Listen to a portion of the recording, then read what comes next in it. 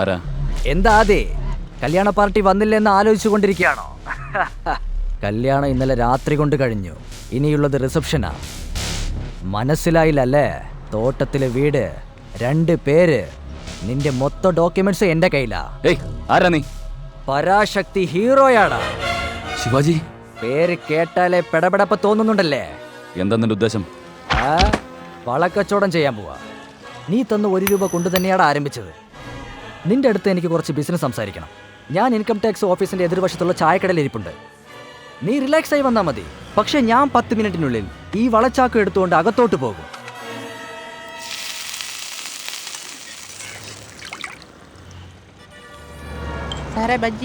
നന്ദി ഗുരു.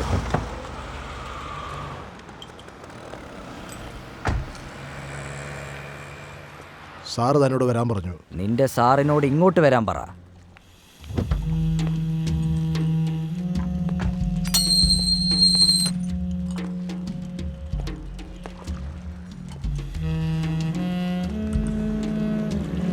സാറേ, ഇങ്ങോട്ടിരിക്കേ.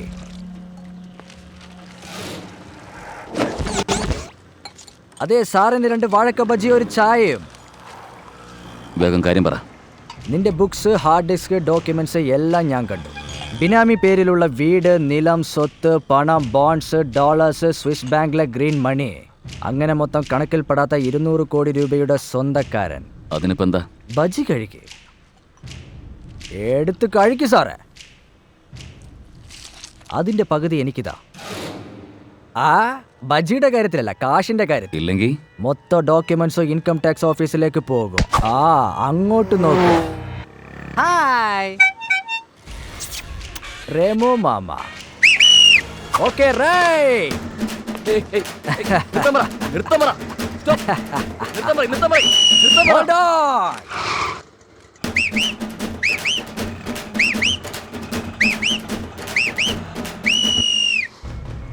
നിന്റെ 200 കോടി മുഴുവനും അകത്തേക്ക് പോകും.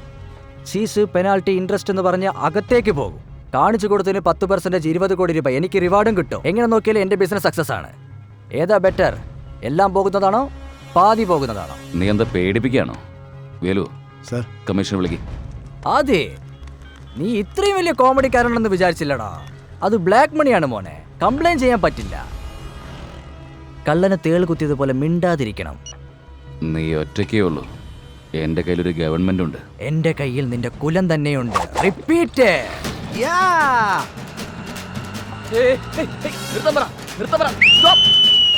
Hold on. നിനക്ക് ഞാൻ 24 മണിക്കൂർ സമയം തരാം.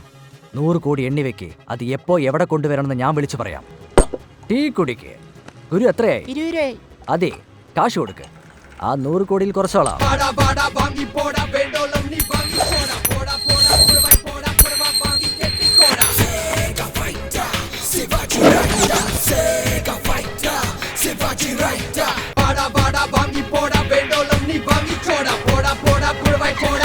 Okay, right.